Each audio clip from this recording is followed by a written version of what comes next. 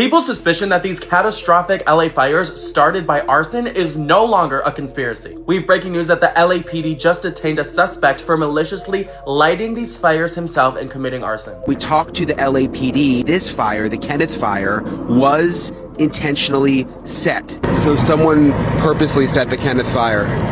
At this time, that's what we believe, yes. I'm gonna tell you everything we know about that and how every single one of these fires started. As I said in my last video, all the richest, most affluent neighborhoods in LA have all started on fire. The Pacific Palisades, Malibu, the Hollywood Hills, Sunset, doing $58 billion of damage because it's the best real estate in the world and leading to looters stealing from these houses once police are distracted. And now, just as everyone feared would happen, now the Kenneth fire, the newest one, is burning Calabasas. Conveniently, another one of the richest neighborhoods in the world. No one wanted to suspect arson for a tragedy at this scale, but now that it's not conspiracy, I think everyone should be talking about it. At 4:30 p.m., the LAPD finally detained a suspect who was caught lighting a fire in the area. And now this fire has already reached over 1,000 acres, doing billions of damage, potentially killing people, and it's being investigated as a crime. There's been other people committing arson caught on camera, could be responsible for these other fires, but they haven't been investigated. How all of these fires in the LA wildfire tragedy have started is still not confirmed, but the facts are 95% of wildfires are started by humans, mostly believed to be accident.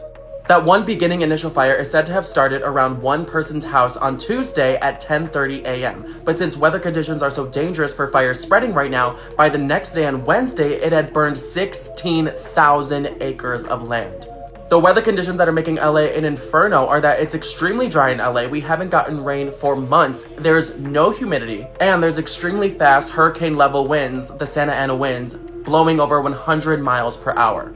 And look at all these embers and how fast they're spreading. If a fire starts, you basically have to run for your life.